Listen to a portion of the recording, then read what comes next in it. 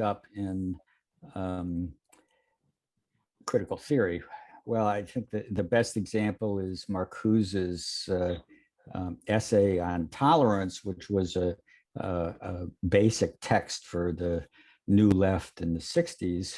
And it was basically that tolerance, a nice liberal term, is actually intolerance.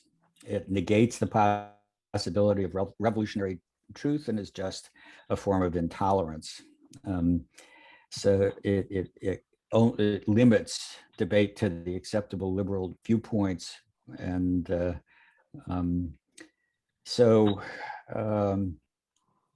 intolerance tolerance is therefore a form of oppression. And Kirchheimer's version of this was which he relentlessly pursued, was the idea that there's no such thing as non-political justice. So the idea of pure justice versus political justice was a non-starter. Now this is basic Schmittian thinking, and but it's in the form of the left version of it in both of these cases. So this is very much part of the critical theory tradition. But the basic idea that motivated political theory was the idea of false consciousness. So that was the explanation of the failure of the proletariat to do what it was supposed to do. And it was false consciousness, which had lots of interesting implications. So it implied the idea that there were experts in possession of true consciousness, and that this happened at the level of philosophy, and the right philosophy was critical theory, which was now reconfigured as the science of false consciousness.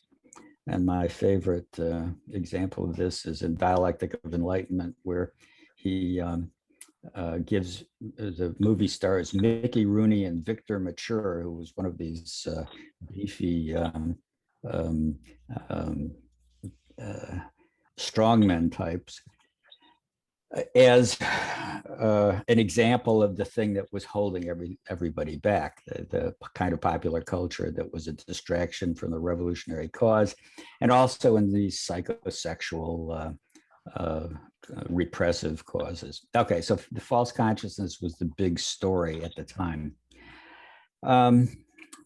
But at the same time, there's a parallel tradition, which actually then becomes much dominant today in the US. So there are many versions of this story, and this is really the story that gets to Black Lives Matter and critical race theory. But the standard story is that it comes out of critical legal studies. And this group also purported to be inspired by critical theory.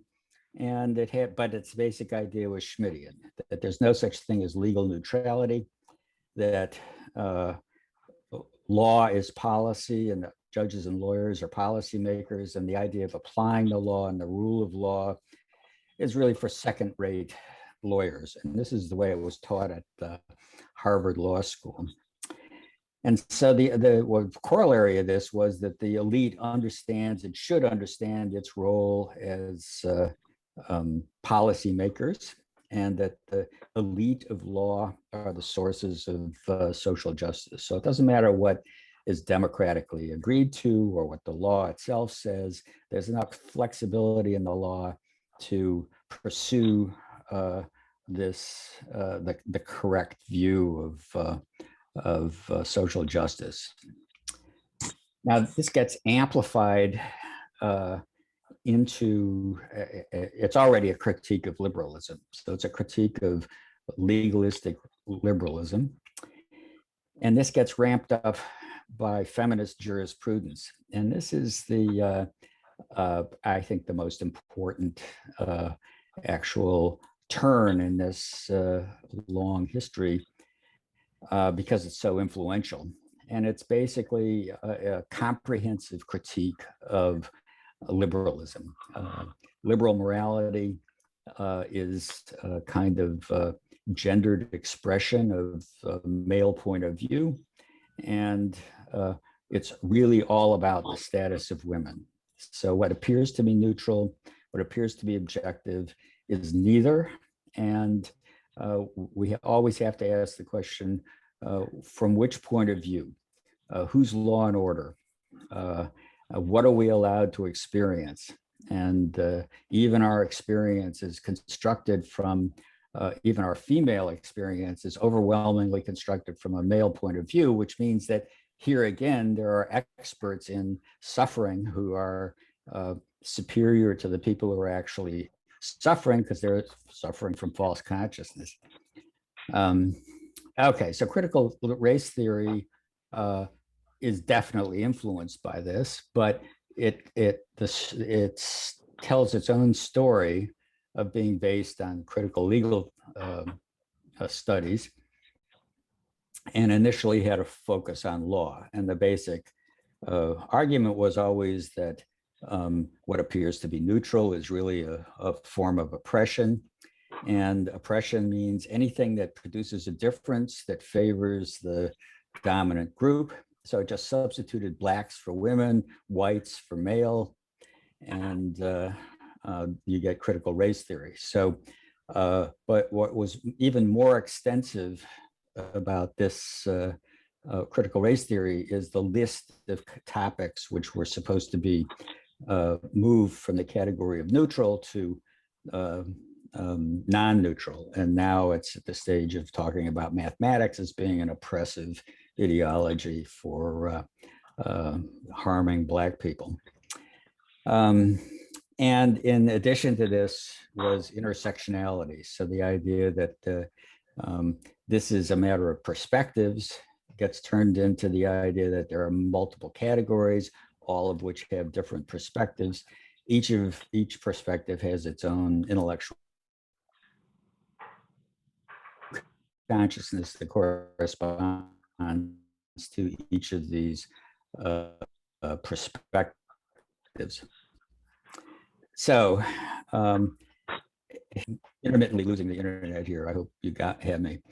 So, if you add false consciousness to anti-neutrality, which is really just anti-liberalism, you get the following: that the victims of oppression are additionally oppressed by false beliefs in liberal neutrality. The overcoming of these beliefs depends on education. Education depends not on distorted actual experience, but on experts. So consciousness raising, coercive educational methods, and so forth are needed to produce the correct expert-derived form of consciousness. So the core to this, though, in its ideal form, is solidarity versus neutrality. And this is really, in the terms of Michael Oakeshott, it's the difference between a rule-oriented and a goal-oriented society. And when you look at this literature, it's very divisive identity politics, but it always holds out in some vague way the idea of genuine solidarity that would somehow emerge after this work of criticism is fulfilled in politics. But what it doesn't point to is a new set of neutral rules. Neutrality is an impossibility from the point of view of this account. So you can think of politics as being about either solidarity or about rules. And so this puts all of the emphasis on the solidarity part. And so when we read in this commonplace literature in social sciences that social science needs to be emancipatory, there isn't a particular coherent concept of emancipation there, but there is this kind of goal of rising to the level of some higher, far in the future solidarity, and that this is an alternative to the rule-bound neutrality of the liberal order. So this means the use of direct means by the state, not the indirect means of liberalism, which channel people's energy. So what kind of ideology is this? It's not very coherent as an ideology. It's not really meant to be, but it definitely makes sense as a friend-enemy grouping. So we get a very bizarre set of friends and enemies here, people who don't particularly agree with one another, but nevertheless are on the alternative sides of the oppression paradigm. And this is pretty coherent. That idea of oppression is pretty coherent. So, but we still have a problem that different perspectives have different ideas of what the oppression is. The perspectives are in conflict. The goal is emancipation without a new form of oppression, and the non-violent solution would be something neutral and like rule-governed democracy. But neutrality is itself oppressive, and so what we need is something else. That's why solidarity in some new form, terms like inclusion come in, becomes the solution. So you have to ask whether this is, in fact, something that will add up to something. The liberal answer is no, that moral ideals, once they turn into political realities like laws, get turned into something that is going to sanction somebody, and it not only doesn't provide the solution to the problem of different conceptions of justice, it makes it worse, and that the best solution, the best liberal solution, is democratic majoritarianism with protection for minorities. That's the liberal answer. The left answer is, yes, it is coherent, that the remaining part of the old teleology of socialism, of the march to universal solidarity and the replacement of politics with the administration of things, is still possible, but it's out there in the distant future. So that's my version of where we are and why we're there.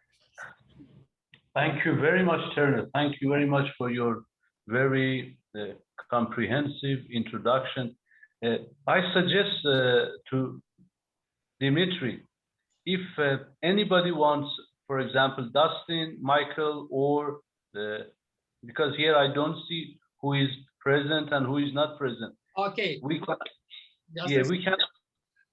we can have, for example, maybe few like interventions and see the core ideas of Turner by the participants. Then we can go to the next participants and presentation. My suggestion is to go to the next speaker, and after the round of speakers, we can intervene with our questions, comments, and we can invite other participants. I see Professor Siebert, I see Detlev, and I see Dustin, Byrd. Oh, great, great. So now we can ask Professor Siebert, Rudolf Siebert, to give his presentation. Okay. Hello, Professor. Welcome. Hello. Very happy to have you here. Yes, nice to be with you. Thank you very much, Professor. Can you hear me? Yes, very well. Okay. Very well. Very Yes, good. we can. I just have a few memories here, which I would like to present very shortly. We developed here out of the critical theory of society of the Frankfurt School, our critical theory of religion and society. So we started shortly after the end of World War II. That was a long time ago. And I started it in Norfolk in a prisoner of war camp, where the first influences of the Frankfurt School, which wasn't called that way at that time, were already noticeable. At that time, the Allies thought that all Germans had been Nazis, but then the Frankfurt School and the New School convinced the Roosevelt administration that there may be some non-Nazis. And so a program was established among the prisoners, 300,000 German prisoners and 100,000 Italian prisoners, they tried to select people who had been anti-Nazi. And so 25,000 Germans were selected and were trained in the ideas of the Frankfurt School in order to go back to Germany and transform the fascist state into a liberal state. So I was then also sent home, and I tried to apply the principles we had learned in Frankfurt at the Frankfurt University. I there heard Adorno and Horkheimer, and I also got in contact with the Institute as it was rebuilt. It had been bombed out by American Air Force, and so it was rebuilt with money from Frankfurt and also from other sources. And I worked on it also in Mainz. I participated in the foundation of the Christian Democratic Union in Hessen with Walter Dirks and Eugen Kogon. And we wanted to have a party in which workers and Christians would be together and work together. But then came the Adenauer Restoration. And so then the workers left the Christian Democratic Union, and it became a party of Catholics and Protestant bourgeoisie. And so we tried then at least to keep a left wing in the Christian Democratic Union, which then established social laws, which were very progressive, and some of them are still preserved today. The development of the critical theory of religion and society found expression in over 30 books and over 500 articles. The development has been summed up in our recent publication, The Evolution of the Critical Theory of Religion and Society, Union, Disunion, and Reunion of the Sacred and the Profane, from 1946 to 2020, here at the Western Michigan University. In developing the critical theory of religion, we used the theorizing patterns of Horkheimer, Benjamin, and Adorno, Fromm, and Marcuse. We received from Horkheimer and Adorno the dialectical method, what they call determinate negation, and they had received this method of determinate negation from Hegel's phenomenology of mind and science of logic. So we went through the Frankfurt School also back to the great tradition of Kant and Hegel and Fichte and others. And so they also received from Marx and Engels and Lenin not an idealistic notion dialectic, but a materialistic reality dialectic. In our critical theory of religion, we try to combine Hegel's notion dialectic and Marx's reality dialectic. Historical idealism superseded in historical materialism. In the critical theory of religion, we returned to classical dialectics of critical and traditional. In contrast to positivism, for us, critical thinking was concerned with contradictions or antagonisms in personality, family, civil society, state, history, and culture, in art, religion, philosophy, and science. We were concerned with the fundamental contradiction between the private appropriation of collective surplus labor and its consequences throughout the social system as discovered by political economics. With the critical theorists from Horkheimer and Adorno to Habermas and Hanneth, we reached below the Hegelian system to the fundamental human potentials on which it was built. While we held on with Marx, Horkheimer, and Adorno to the evolutionary universal of work and tool, we also emphasized with Habermas the human potential of language and memory, and with Hanneth the evolutionary universal of the struggle of recognition. We did not neglect the issue of class struggle and distribution problems, but we paid also attention to identity politics and policies concerning gender, race, generation, religious, and environmental problems. The social democracies in Europe and in America lost the workers in recent years because they neglected the class issue in favor of the cultural identity problems. Our most recent book is entitled Inclusive and Exclusive Identity, Politics and Policies, the dialectic of right and left in the religious and the secular sphere. In the view of the critical theory of religion, while the national and international inequality has increased in the 21st century, neo-Marxism has lost the critical power, particularly through distraction by identity problems and consequent disunion and disintegration. New concentration of the resolution of the political, economic core problem of private appropriation by the few of the collective surplus value produced by the many. I founded a course in Yugoslavia on the future of religion, and there was in contact with the socialists in Yugoslavia.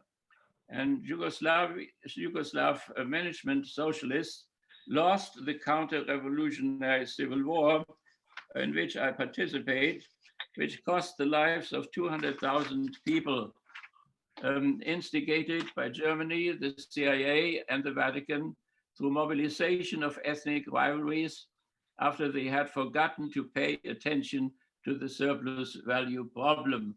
When I once mentioned it, also people from Moscow were astonished that I was still talking about surplus value, but that was a signal that the revolution was lost.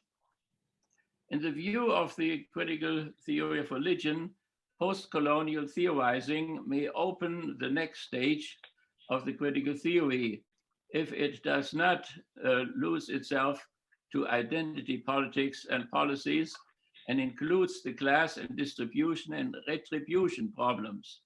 Slaves, serfs, and free workers must claim the pay of their unpaid labor beyond their wages.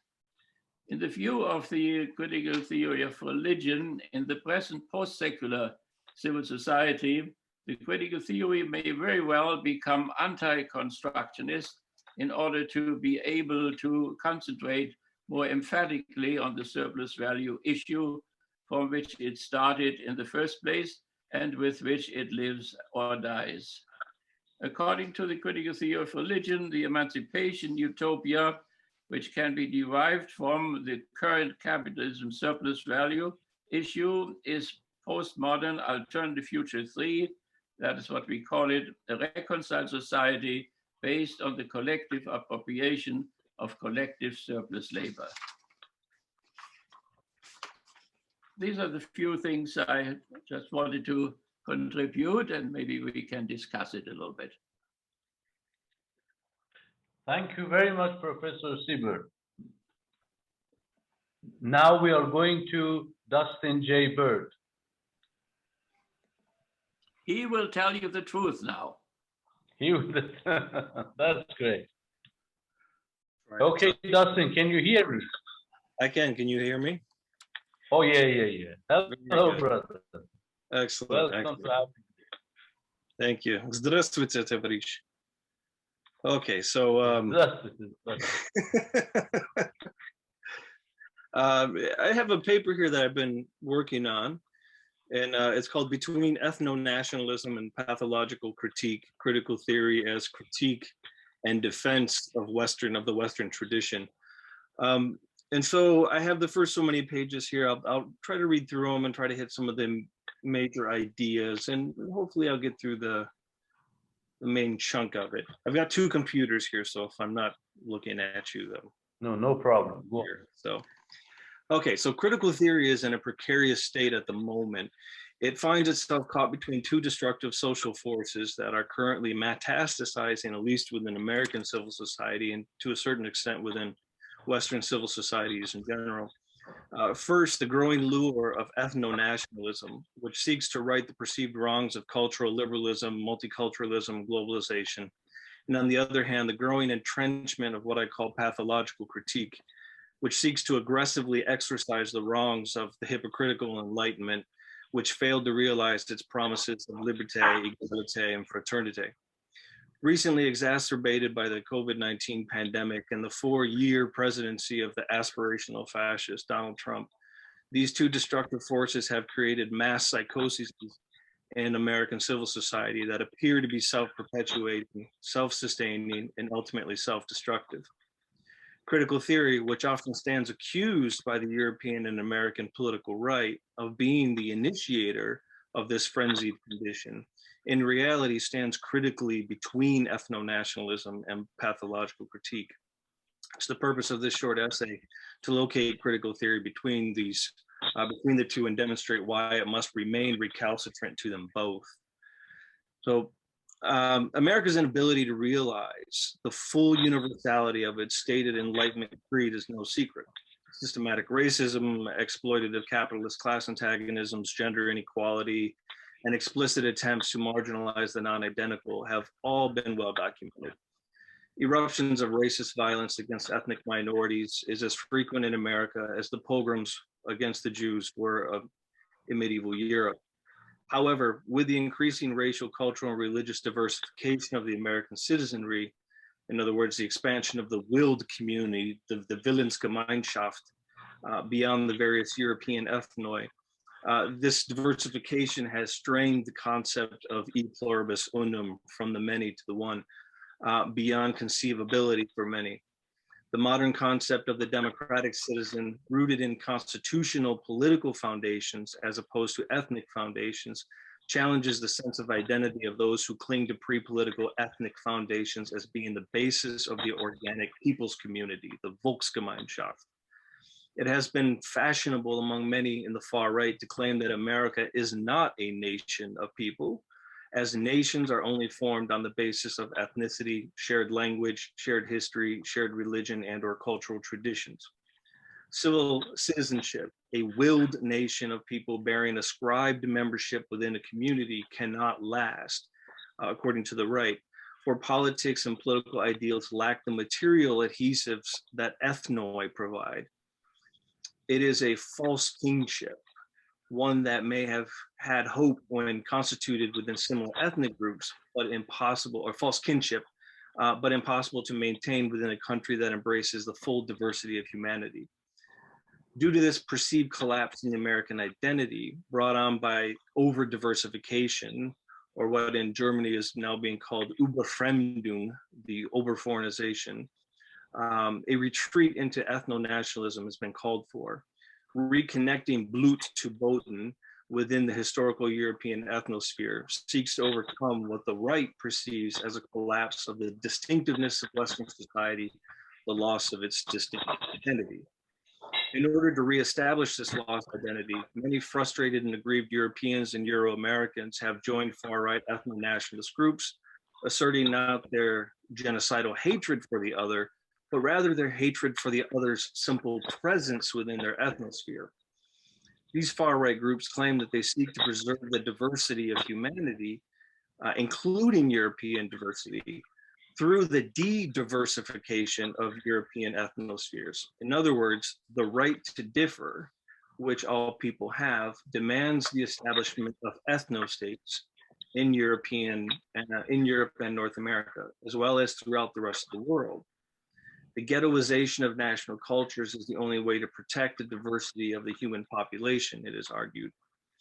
Nevertheless, to achieve such a goal, one must practice the old Spartan tradition of xenolasia, the periodic and forcible removal of all anatopis, people in the wrong place, from the ethnosphere, which, according to the far right, must begin in the West. Those belonging to non-European ethnicities, those bearing religions other than Christianity, the foreign-born who immigrate to the West, must remigrate to their ancestral lands, as their continual exile from their lands of origins contributes both to the de-diversification of humanity and to the hatred diversification of the European and Euro-American ethnosphere. This global project, which seeks to restore a civilizational balance between nations, instills a renewed sense of identity among Westerners who have long felt bewildered by the rapid changes of the West, who have witnessed the collapse in ethnic identity, and who have sensed that their lands and nations no longer belong to them. Nevertheless, upon this purifying ideology, critical theory casts a skeptical eye, for the echoes of the last outburst of nationalist purifying fever led to the murder of millions. On the other side of this debate, so on the other hand of the political spectrum, we find a growing tendency to engage in what I call pathological critique by many within the broader spectrum on the political left. Of course, as a critical theorist, I recognize the irony of describing another form of critique as being pathological, which denotes irrationality, sickness, and neuroses, but I think my claim is defensible. I argue that there is a distinguishable element between the rational determinate negation, Aufheben, that is inherent within critical theory's critique of the given, and the irrational abstract negation that has become pathological within certain fashionable sectors of the left today. In determinate negation, the material from the past that is intellectually and morally salvageable and consequently translatable into a modern idiom ought to be rescued, fulfilled, and advanced. That which belongs to the dustbin of history ought to be relegated to the dustbin of history through the process of rational critique. Irrational critique, on the other hand, is what we're now beginning to see more and more. What I'm calling pathological critique is born out of the same failure to realize the full potential of the Enlightenment, particularly its promises of liberté, égalité, and fraternité. Those who engage in pathological critique see in the West only through the prism of that which ought to be negated, most often due to the long history of racism, gender domination, worker exploitation, slavery, and the tendency for religious institutions to justify, legitimate, and sanctify the unjust status quo of the slave societies, the feudal system, and now the neoliberal capitalism. Because the history is long defined by the West's relations with other peoples, most often with darker complexions, the West's history takes on a biological component. It is the history of quote unquote white people, and to be white is to be an incarnate representative of various systems of oppression. The pathology of this form of critique, that which makes it a sickness, is that it fails to distinguish between that which is salvageable within the Western tradition, Western civilization, and that which ought to be negated. With total whitenization, a process by which all aspects of the Western tradition takes on the sins of the most deleterious part of the Western history, an abstract negation, a total negation, according to Hegel's logic, is called for as a means of cleansing the West of its whiteness. For example, numerous American universities have recently announced they will exclude various classics from Western literature from their curriculum, arguing that such classics have prepared the way for white supremacy, colonization, and continual psychological slavery of non-whites. The historian of ancient Rome, Dr. Daniel Padilla-Peralta, who teaches at Princeton, is fully prepared to sacrifice his own discipline of classical studies to save it from its assumed whiteness. Far from being extrinsic to the study of Greco-Roman antiquity, he writes, the production of whiteness turns on the close examination to reside in the very marrow of the classics. Padilla-Peralta is not alone. Faculty at some of the most prestigious universities in America have championed the idea that in order for the West to truly become anti-racist, the study of ancient Greco-Roman history and society must die, quote, as swiftly as possible, unquote. The great Western classics should not be studied alongside Egyptian, Babylonian, Persian history, language, and religion, but ought to be negated entirely as a field of study, as it bears the inexorable sin of white supremacy.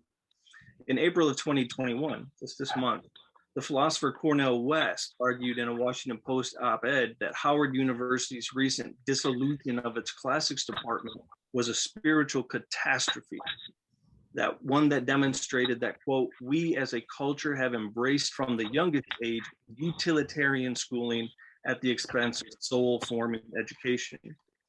West goes on to say that academia's continual campaign to disregard or neglect the classics is a sign of spiritual decay, moral decline, and a deep intellectual narrowness running amok in American culture.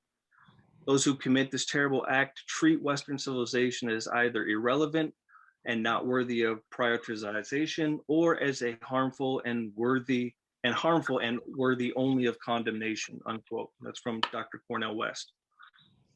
Anti-racism and anti-colonialism, as well as anti-gender inequality, when pathologized, calls for the abstract negation not only of the classics, but also some of the most influential of modern philosophers, including Immanuel Kant and Georg Hegel, for they both have made remarks deemed racist and or sexist by 21st century readers.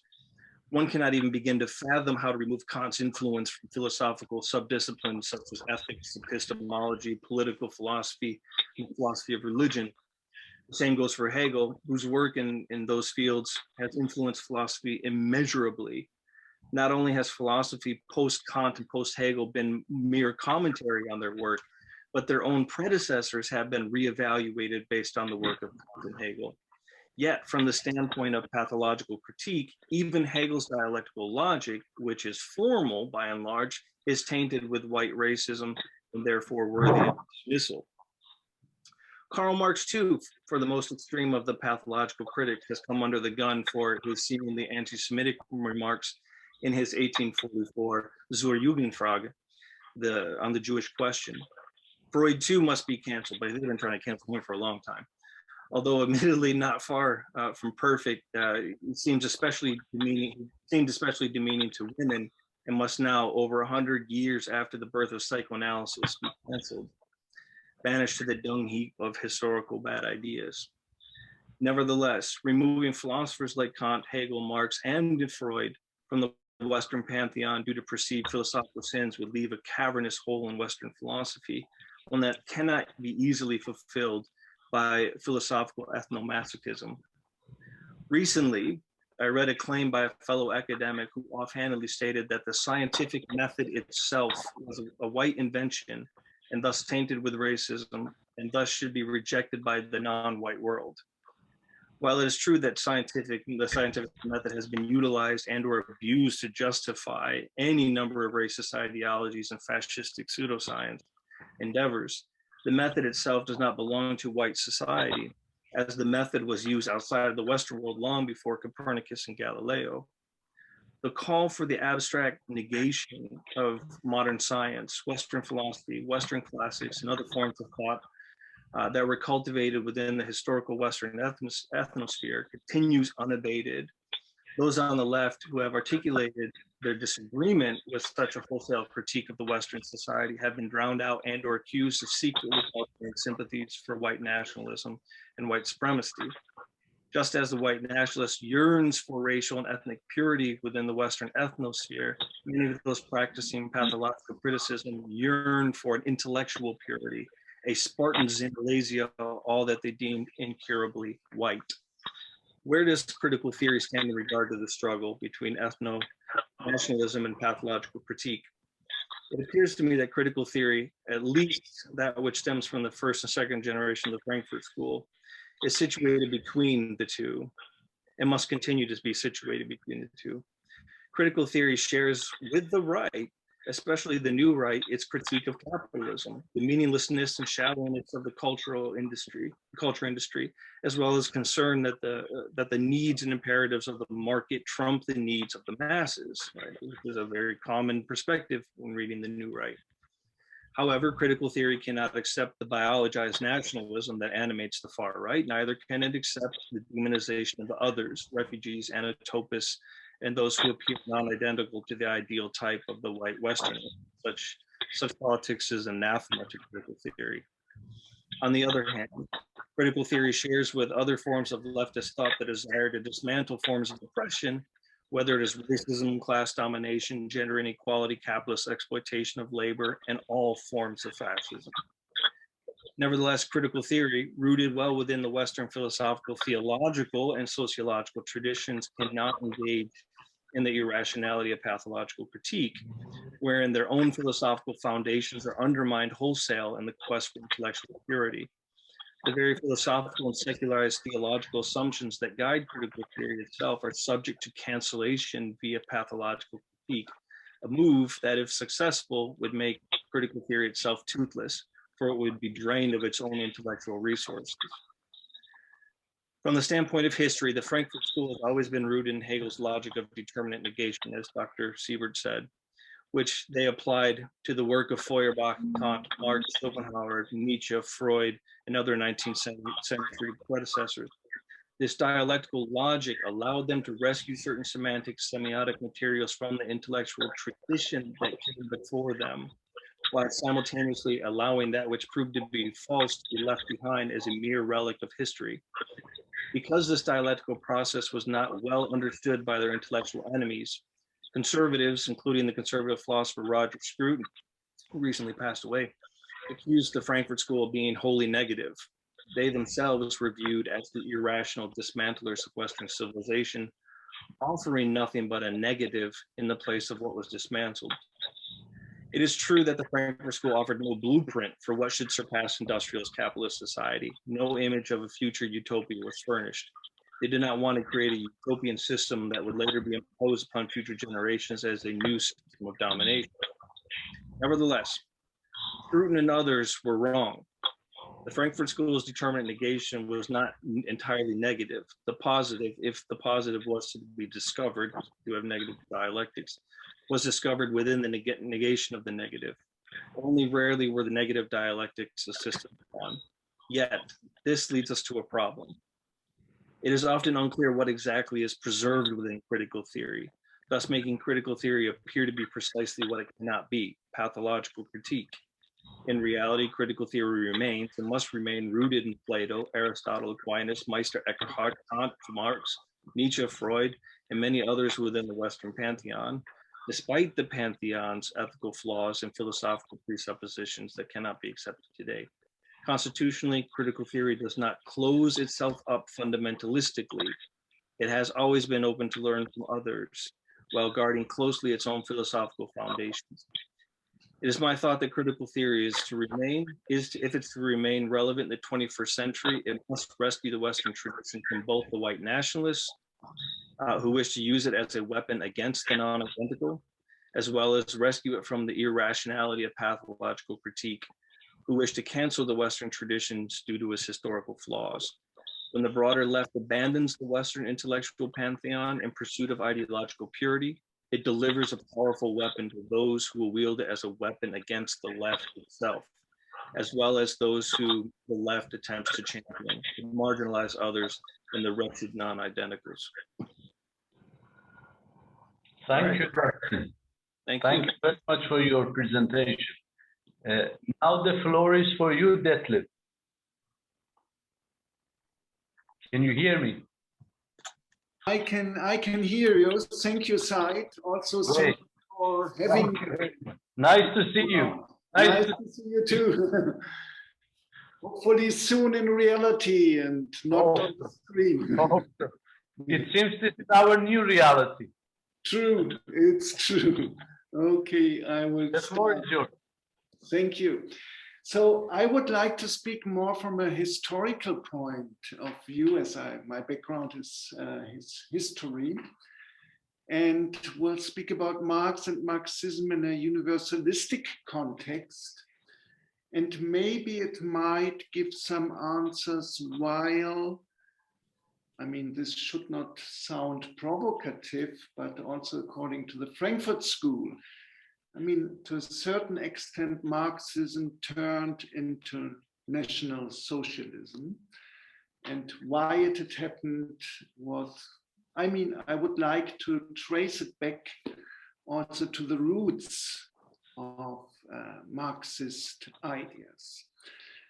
Marx and Marxism in a universalistic context, Marx and Marxist theories are not a dogmatic canon which should not be read critically. They are to be historicized while being enmeshed into the long universal history of ideas of justice and critical theory. This makes it necessary not only to reread and study them before and parallel to the genesis and development of Marxian and Marxist thinking, but also far from European centers they originated in. Marxist thinking, Marx and Marxist thinking not rarely had been iconicized, overshadowing and marginalizing deviating voices of justice. This does not mean to overthrow Marxian and Marxist theories, but to clean them from Eurocentric supremacy and the arrogancy of unquestionability.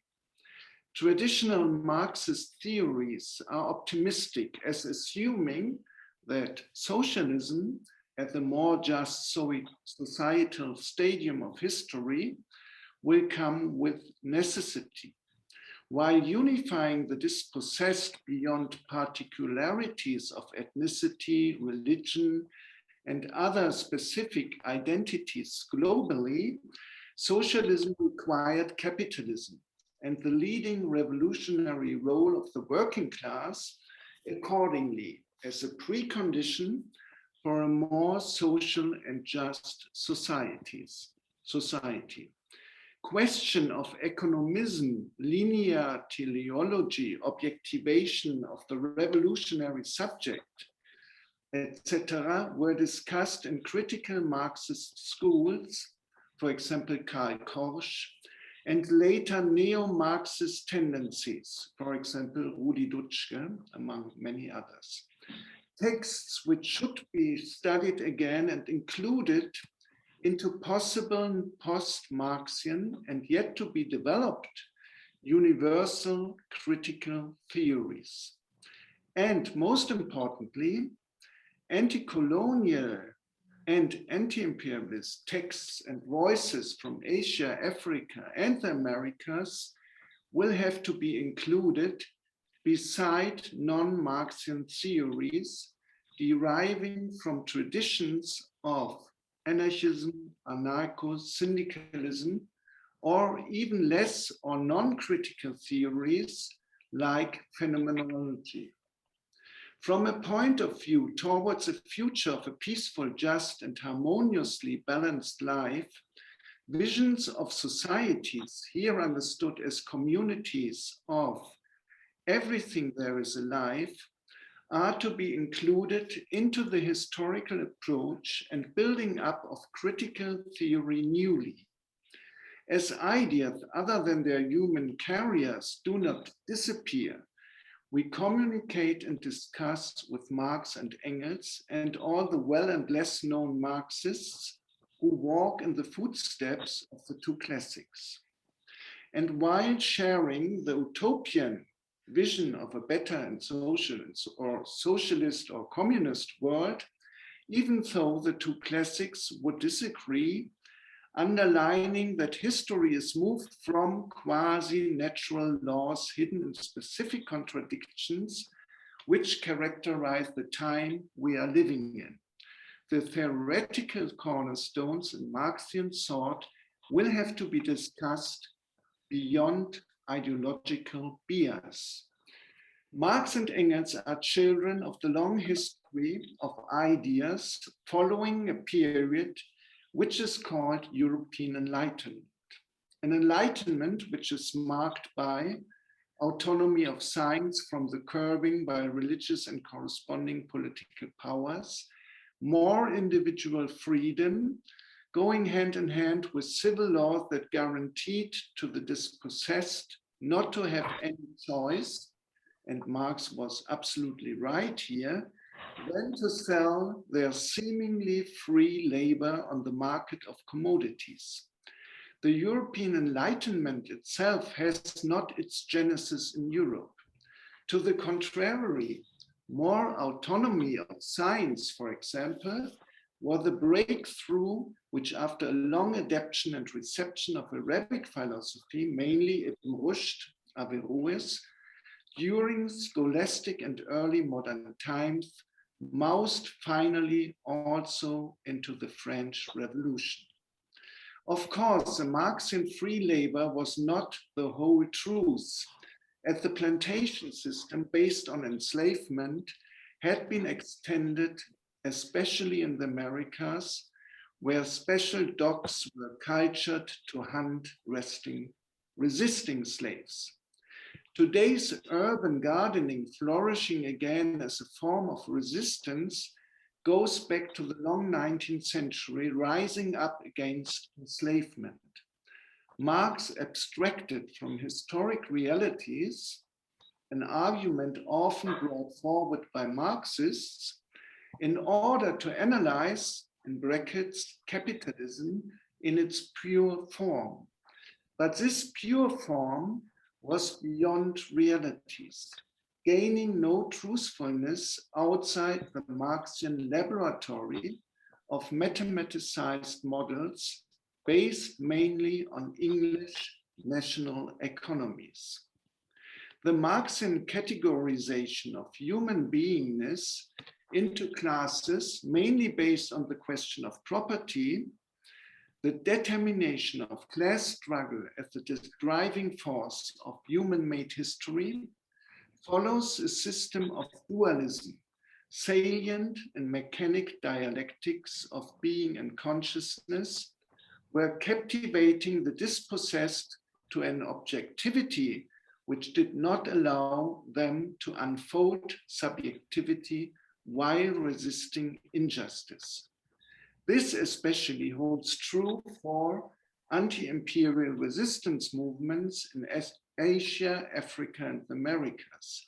The Marxian classification system led to a stiffness which did not only not allow to understand specific societal cultural structures and their dynamics, but was hindering empathy and solidarity with the anti-colonialist resistant movements, mainly in the South. The Asian mode of production in such a narrow classification, which also banned the modes of living of the predominant majority of the world population into an imagined static past, also the neo-Marxist Karl August Wittfogel wrote a book in this direction. With the model of scientific socialism, ironically, Marx and far more Engels paved the way for the globalized imperial scene, which far more based on violence than on economic or any other laws. It seems that Frederick Engels was aware of this when writing Anti-Düry in 1878. Quote, "It is clear that all economic phenomena must be explained by political causes, that is, by force. And anyone who is not satisfied with that is a reactionary in disguise." Quote, but why did the classics not integrate imperialist violence into their model of capitalism? Probably because violence and scorched earth politics are hardly to subsume under an abstraction which has mathematical models of national economy to its basis. The theoretical laboratory of capitalism is captivated in the meta-scientific spirit of the long 19th century. Already seemingly utopian thinkers, for example, the industrialist Saint-Simon, having an important meta-scientific impact, understood history as a lawful process which progressed from infancy to the stage of maturity of mankind. The Marxian historic analysis of primary accumulation is correct in a qualified sense. And I will jump a little bit over. I mean, in Germany, Achille Mbemba and his necropolitics is discussed quite profoundly, among other texts, showing that this land grabbing and this genesis of capitalism is not a genesis, it's continuously enclosure of fruitful land and so on. So, I mean, at least I would say that capitalism is a result of this imperialist violence, which already started with, I mean, the Romans and the deforestation of Sicily and the conquering of Egypt. And at least after a long-term history, it introduced capitalism. But as it was analyzed as an isolated model in a kind of laboratory. So I will soon also come to the end. What Marxian thinking calls capitalism is more a result of the long imperial scene after flourishing civilizations in Asia, Africa, and the Americas were destroyed. The idealized categories of Marxian productive forces are to be radically questioned. Critical theories will have to integrate ethical and moral values of justice, which do not necessarily were written down nor entering the European thought system. Very often we find philosophies of justice and life outside what we might call nowadays science, not rarely based on the Aristotelian system of classification, which by classifying life failed to understand the symbiotic interplay of everything there is alive. To reread, for example, Pyotr Alexeyevich Kropotkin's Mutual Aid, comparing it with traditions of indigenous cosmologies in the South, and for example, elements of phenomenology might help to revive critical theory towards an understanding of life beyond traditions of supremacy outside traditional laboratories of thinking. Critical theory will have to question its understanding of life, first and foremost, as an ontological meta-scientific fundament. From this starting point, the quest for justice in life and possible scientific tools can be enrolled. Yeah, so far, that's... Thank you very much, Detlev. We enjoyed your beautiful presentation. Okay, Dmitry, shall I present my brief presentation and then we go to the discussion, or we go directly to the discussion? I think we have to listen to your presentation. Okay, I make it very short. You know, Horkheimer in the dialectic of enlightenment, he argues that a theory is critical to the extent that it seeks human emancipation from slavery, acts as a liberating influence, and works to create a world which satisfies the needs and powers of human beings. In other words, I think we can say critical social theories aim. Can you hear me? Yes. Oh, great, great. Critical social theories aim to explain and transform all the circumstances that somehow enslave human beings. From where I stand, I try to get this, or I try to take this and try to localize it and contextualize it. From where I stand, I see, because in the first session, Professor Farid Alatas and Professor Michael Naughton, they actually gave a very good presentation about, for example, social issues, which could endanger the fabric of society. And then Michael Naughton talked about how should we act, or the logic of activism. So I'm trying to take on board what they said in the previous session. I say from where I stand, there are authoritarian forces of politics, and at the same time, obscurantic religious interpretations from one side, and neo-colonial policies in the shape and forms of the so-called smart sanctions by colonial power or new colonial power against countries in the South, which work against human emancipation and tries to enslave human beings and non-Western societies. So I think what we need to reinfuse subaltern perspectives, which are critical and at the same time critical of Eurocentric forms of social critique.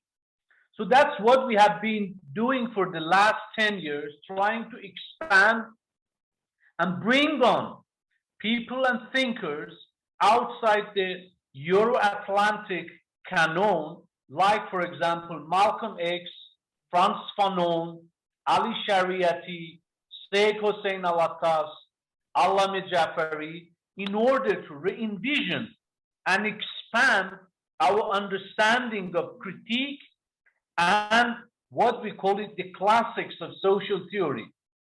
In this way, maybe we can both bridge between East and West, South and North, and try to understand realities which actually shape through the forces of new colonial policies and politics on people and societies in the South.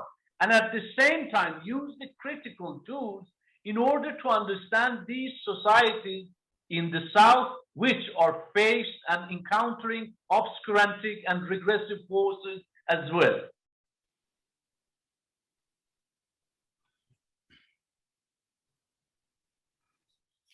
This is the kind of perspective and critical later on, if we have the time, we can discuss in detail.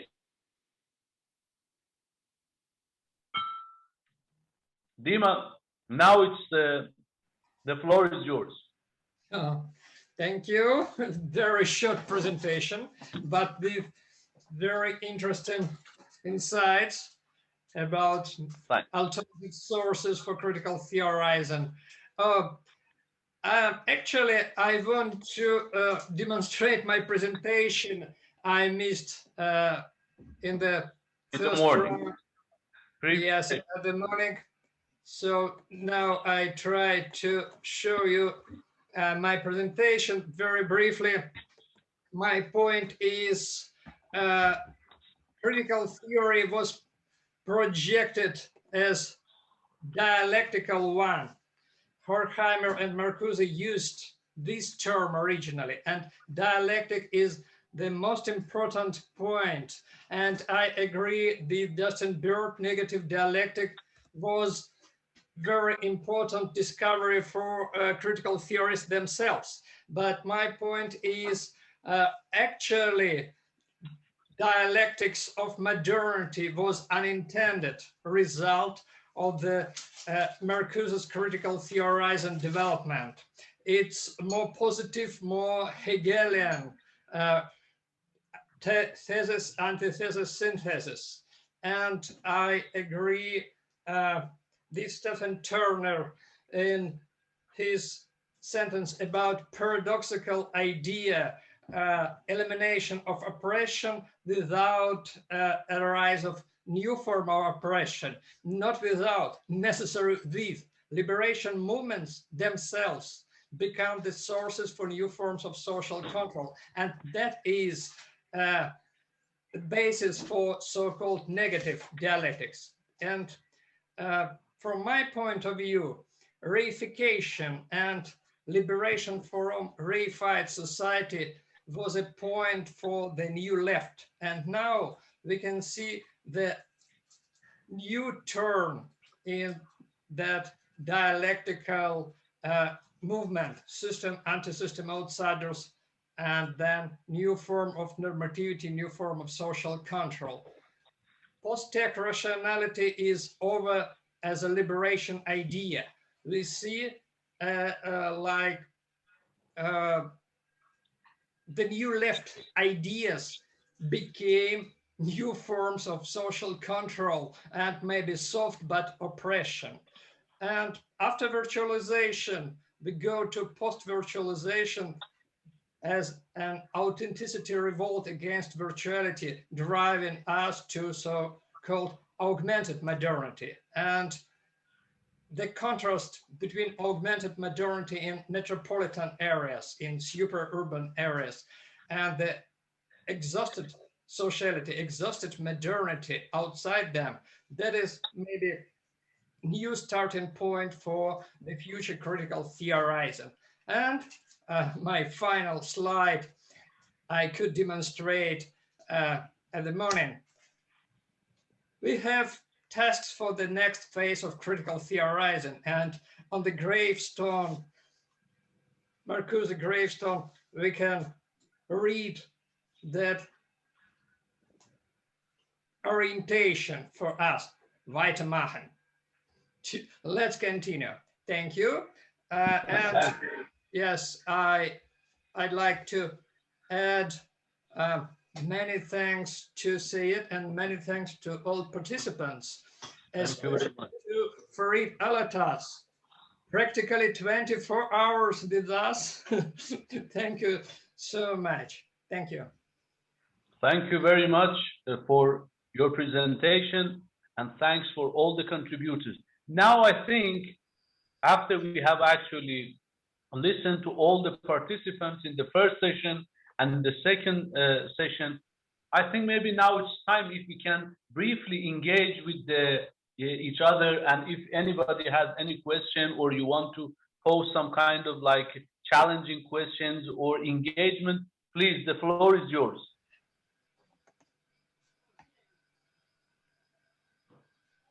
I'll be happy to say something here. Yes, please, sir. I'm struck by the commonality of what we're saying, that we're all circling around the same set of problems. And so even if we don't have the answers to this, it's useful to see that we're actually, from all of these different perspectives, on the same page. That's right. That's right. This is something actually worth to think about it. Seyed. Yes, Michael.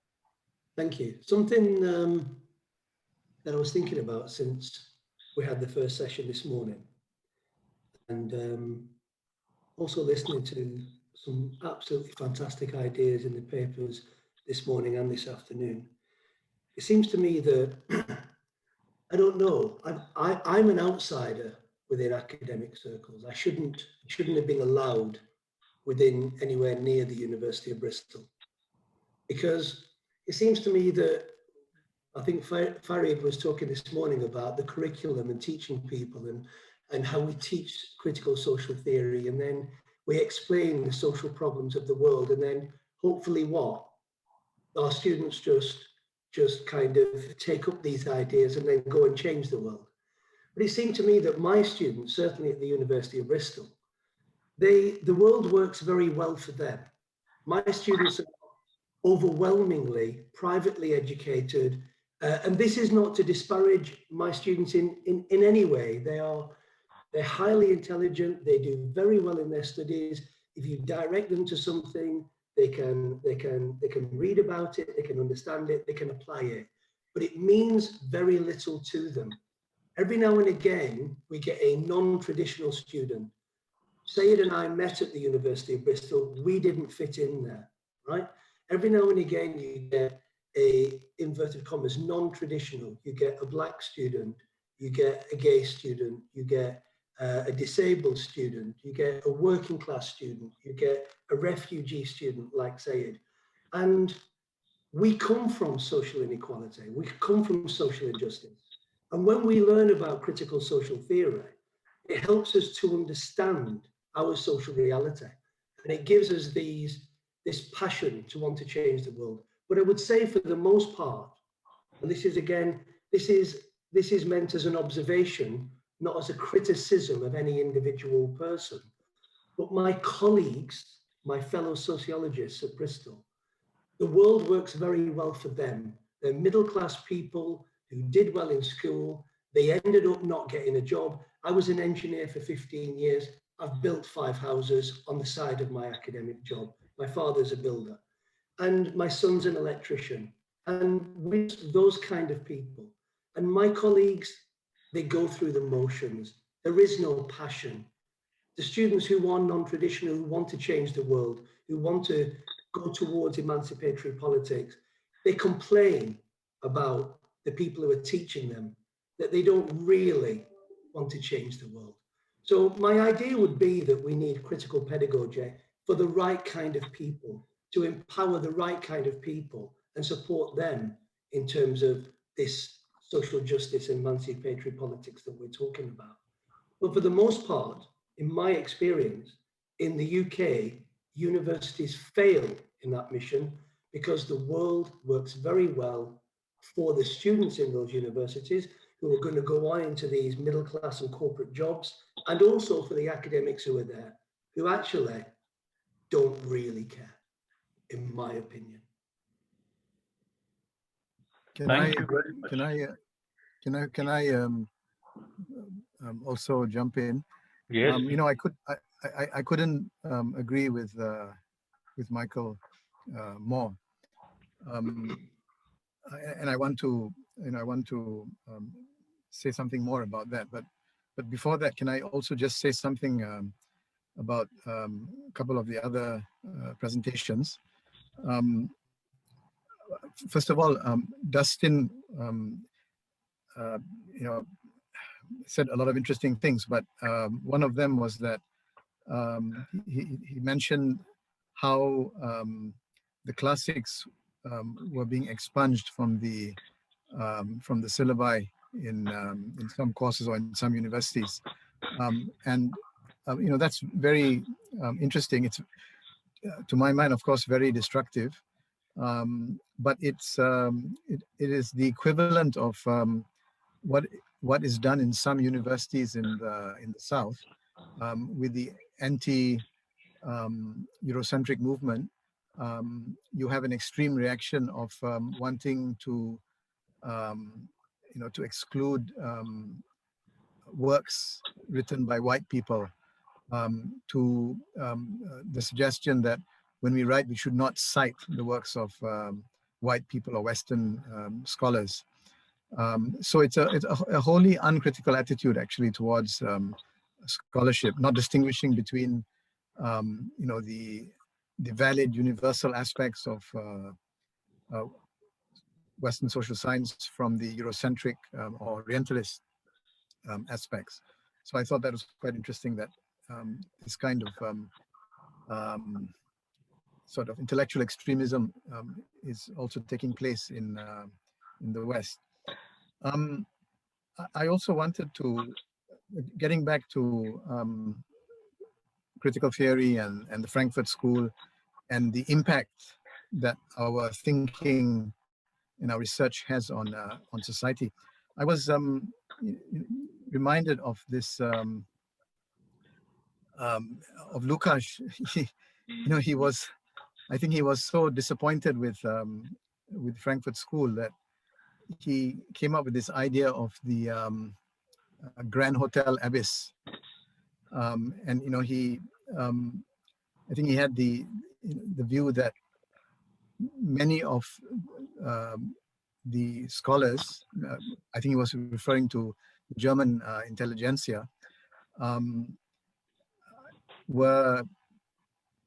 had taken up residence in the hotel, in the Grand Hotel Abyss, you know, sitting in a beautiful hotel with all the comforts, but the hotel was, you know, existed, was located on the edge of an abyss, you know, of nothingness. So I think he was basically trying to say that the members of the Frankfurt School were thinking very eruditely about the suffering of the world, but kept themselves safe and did not act, right? And I think this is essentially what I see with sociology today. I mean, certainly with the sociology departments that I'm familiar with, and of course, we don't want to mention names or even groups or communities of sociologists, but there is, and it's probably worse, a lot worse now than it was during Lukács' time. there is very little commitment to social change. And I think to some extent it's exacerbated by the quantitative turn, which particularly affects sociology, perhaps more than other social sciences. But even in qualitative sociology, there's a lot of abstract theoretical interest, but very little commitment to change, and little commitment to the subjects that are being studied, the people that are being studied. Even with people who are heavily invested in field work and study with communities, with blue ethnographic type of work, little commitment to those communities. And I think in terms of decolonial thought, there's a critique of that kind of attitude which the decolonial folk refer to as extractive methods, right? And I think within in anthropology, among people who are, there's been attempts by some anthropologists to actually include their informants in the research process, and to even have the informants write and publish, rather than simply extract information from the informants and then speak on their behalf. But I think sociology has that respect. But the Nigerian criminologist.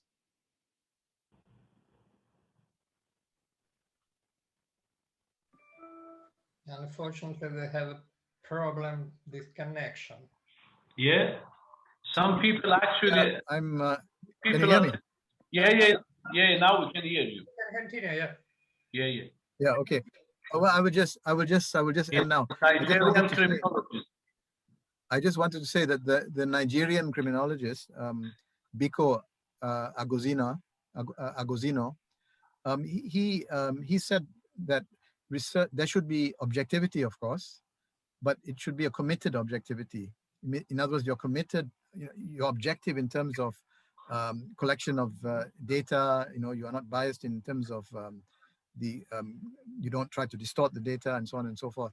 But the commitment is there when it comes to the choice of subject matter, when it comes to what you want to study, when it comes to what you want to do with the results of your study. So committed objectivity, I think, is very important, but something sorely lacking. But I think in many cases, we all have the choice. Not in all cases, maybe in highly authoritarian states, it's difficult for social scientists to act. But in many cases, certainly in the case of Singapore, in the case of Malaysia, which is my country, where there is a lot of indifference among social scientists towards change, towards action, at the same time, there are possibilities to act. There are no restrictions as far as the state is concerned. There are so many possibilities and a lot of leeway to act in the direction of bringing about change, even on a very small scale. But there's a lot of there's lack of commitment and indifference. So to me, this is a very basic problem. So my question to you, especially to those, to Professor Siebert and Turner, what do you make of this Hotel Grand Abyss? I mean, are we still residing in Hotel Grand Abyss? Thank you very much. Thank you very much, Farid.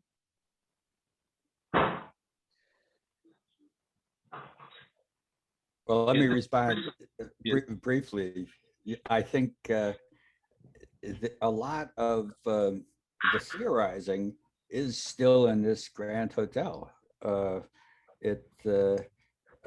There's a dissociation between what actual social movements say and what people say philosophically. And but these people that I've been talking about are on the opposite side of that. And that creates a different problem, trying to be experts in oppression, telling other people how they're oppressed. That seems to me to have the same extractive quality as researchers that merely try to study the indigenous people. There's a problem there for critical theory of trying to instruct people in their oppression.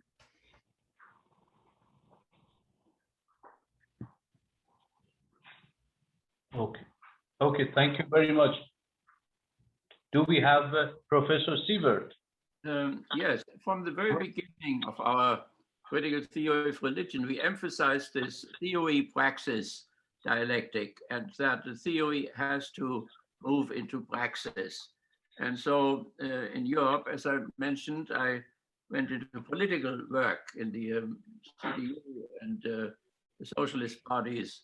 And here in the States, I was McGovern's campaign manager and so on. So we tried again and again where the opportunity opened to influence or to become practical. So I went into the slums. I talked with our Black brothers and sisters in the slums here in the area and so on.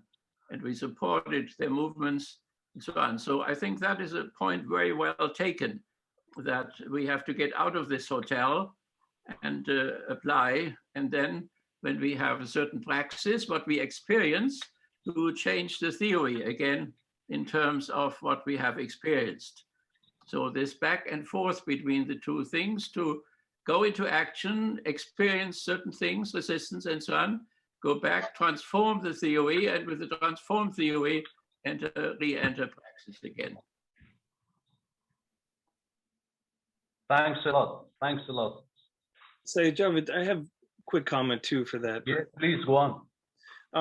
The last two books I've been working on have been about the right, the far right, the new right. And I've often found that they articulate better what critical theory and what the Frankfurt School does than the Frankfurt School itself.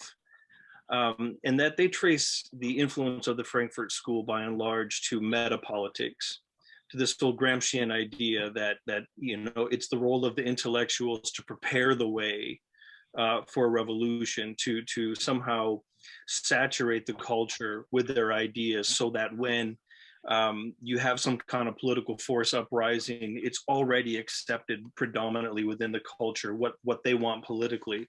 And so the great fear on the right is that the Frankfurt School specifically doesn't march in the streets, that it doesn't don costumes, that it doesn't put on or carry AK-47s, but that its real power is in the intellectual saturation of the ideas among the masses. And then, of course, it's, as Rudy Dutschke would say, the long march through the institutions, especially into the universities. And that's the real danger, they claim, for the critical theory. Now, they might be exaggerating. In fact, I know no critical theorists who think that critical theory is that influential.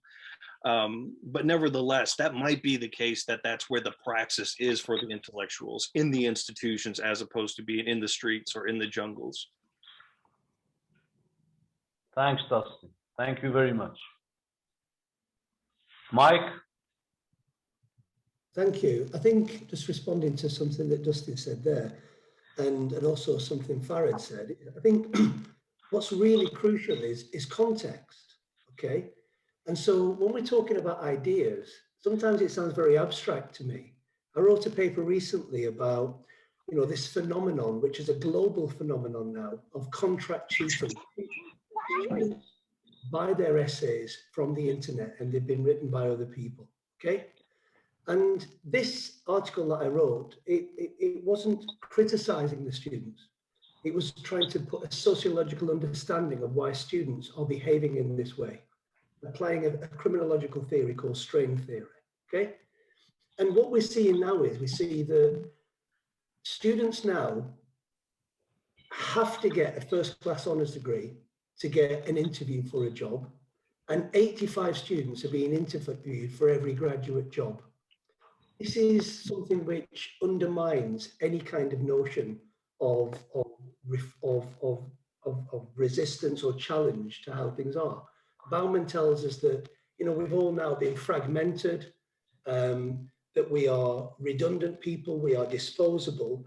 And I think with post-industrial society, advancements in scientific technologies, artificial intelligence, more and more people being just kind of disregarded, because there's no job for them, and this kind of increasing competition for the jobs that exist, it's de-radicalized people. Within the university itself, universities are businesses which are, they are averse to risk. I set up a project at the University of Bristol, and we were helping prisoners who are maintaining innocence projects. They have them in the United States, they have them in several countries all around the world. The university pulled the plug on the project after 10 years because they said that we were actually helping guilty murderers. Failure to understand that, but it was this risk aversion and this concern about the reputational damage to the university if we were trying to actually work on a case of somebody who was saying they're innocent who turned out not to be innocent. So within that context, you've got these forces which are mitigating against any notion of trying to challenge or resist, and you get this passivity, you get this compliance, where staff and students alike are just worried about their own material realities and not about changing anything else. It's just about trying to, it seems to me, be able to survive within that context rather than challenge that context. Now, in a weird way, I kind of used to think this is terrible that students are in this situation. Now I kind of rejoice slightly. You know, it's the kind of sadist in me that thinks the more and more people that end up in this situation, something's got to give, and then there will be change. But a lot of people are getting damaged in the process, which is not something that makes me very happy. Thanks, Mike. I think Mehdi Shariati is trying to have to intervene. Please. Thank you, Seyed. Thank you very much. I enjoyed, learned much today. I'm somewhat familiar with critical theory, in particular, trying to understand the founders of critical theory, and of course, throughout time from, let's say, Europe to the US, and then, of course, back to Europe, and the changes that occurred in their language. To me, that was an innocent, perhaps, attempt at contextualizing ideas, that is, what was perhaps suitable for the US was not that great for Europe and the subaltern world or post-colonial world. In particular, you know, if you, the original statements by the founders, like, for instance, about the greatest of all, in my opinion, of course, Marcuse, who talked about culture industry, and in particular, the idea that critical thinking really doesn't occur within universities, it is outside the universities. That there is certainly a movement based on a perception of reality. But then again, the culture industry certainly managed very effectively, in this country in particular, to further commercialize and commodify education in particular, because as I think Dustin pointed out, as you pointed out, that there was a fear, of course, of the product of critical theory. What was critical theory was producing, and what was the danger to society?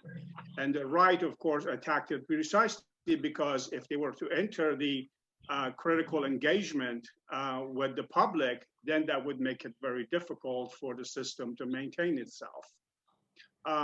So the attempt was, in more ways than one, really, to employ all the institutions of society in ways to maintain a line of thinking and corresponding to the commodification of everyday life, and in particular education.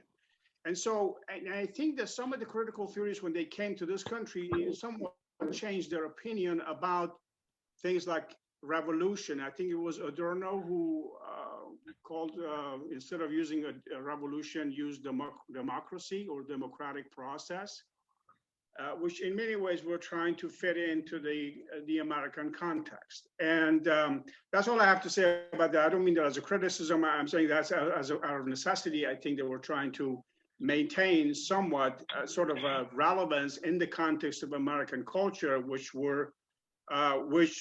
they felt like they've been attacked from all sides.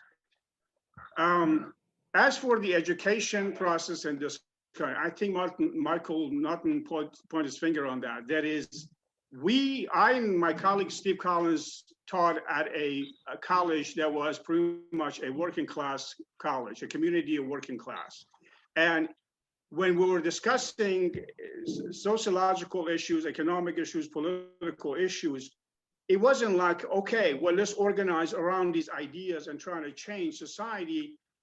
But it seems on the back of their head, there was always an attempt at sort of assimilating to that culture which promotes success. In other words, to become part of the successful class, not in opposition to what they perceive as a successful class, but becoming part of the affluent class in society. Certainly, there were marginalized groups in classes that we taught. Women in particular, they could relate to that a lot better to what we were saying. But certainly there were this attempt at surviving the educational process, the schooling process in order to land a job and earn a living. And that's all too much talk, I'm sorry. But anyway, there is this issue. The question is what is to be done now? It seems like Marcuse said, you know, we're really at almost like what we have reinforced. It seems that that one-dimensional entity, one-dimensional person in society, and we can't get rid of it. It seems, and more, although it seems the oppression is intensifying, not only domestically but around the globe. But how do we channel this oppression toward an understanding? We're hoping that maybe Black Lives Matter, et cetera, could help finally discuss things in terms of class rather than race, ethnicity, gender, sexual preferences, et cetera, et cetera, et cetera. Because I think my own personal opinion is that avoiding class discussions in terms of class is by design. It's not accident. That somehow the attention is diverted from the real issues. Thank you. Thank you very much, Mehdi. Thank you very much. Thank you. I think Mastur Alatas wants to talk as well, right? Is it right? Dima. Actually, no, thank you. Hello, everybody. I'm just here. I'm just here to listen.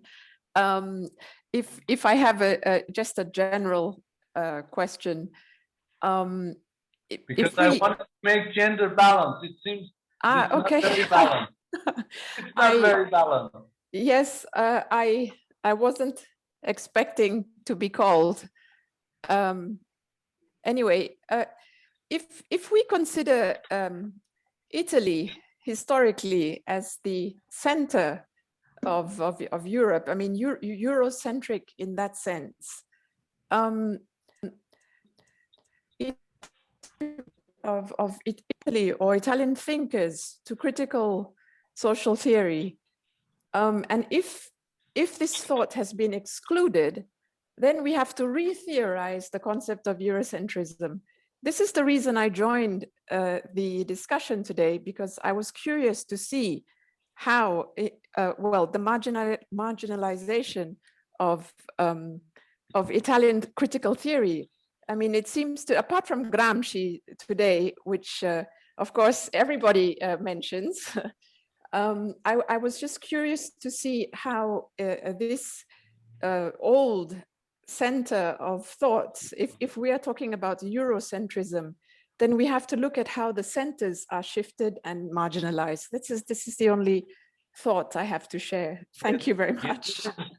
Yeah, this is Mastura. This is actually a very interesting point. In the previous session, actually, Mike brought up a question or an issue about when we talk about whiteness, but it seems, or when we talk about decolonization, it seems, for example, Irish white people are not counted as some like group who have been like colonized, who have been suppressed. And now the point you are making about the tradition of social theories or intellectuals from Italy, it seems it's actually very relevant to what Mike said in the previous session as well. Thank you very much, Mastura.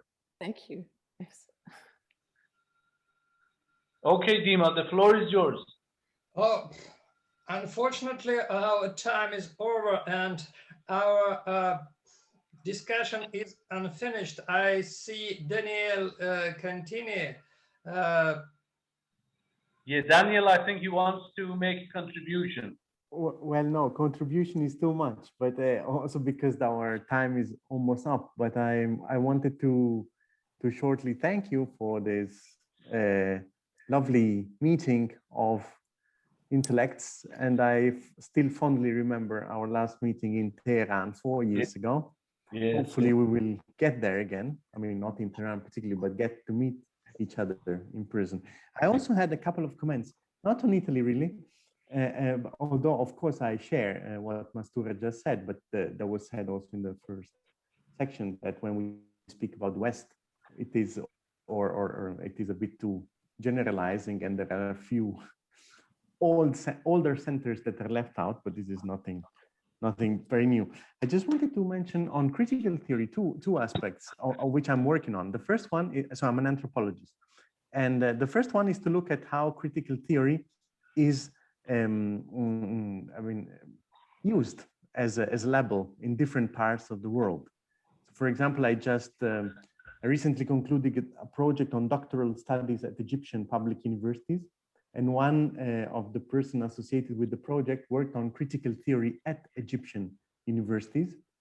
And there seems to be now, as a concept, being used by some thread of Islamists against the discussion of the state.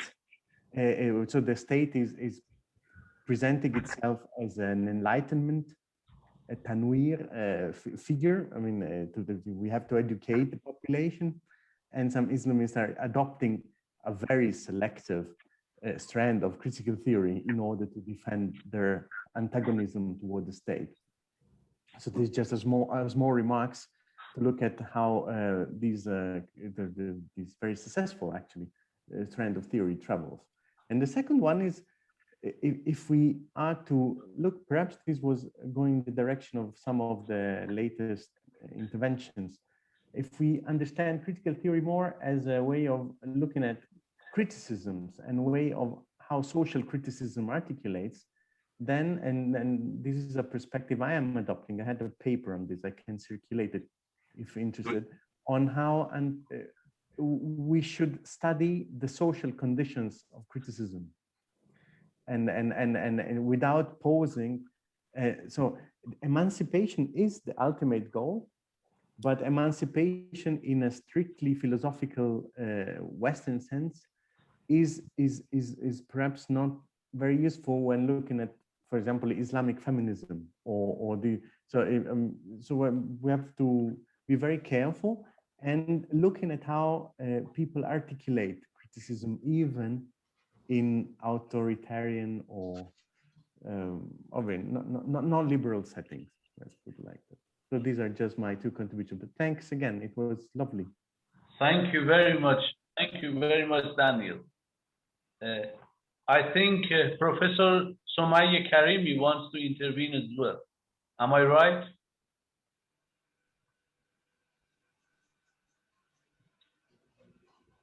Okay, Dima, maybe I am not right. Can you hear me, Dima?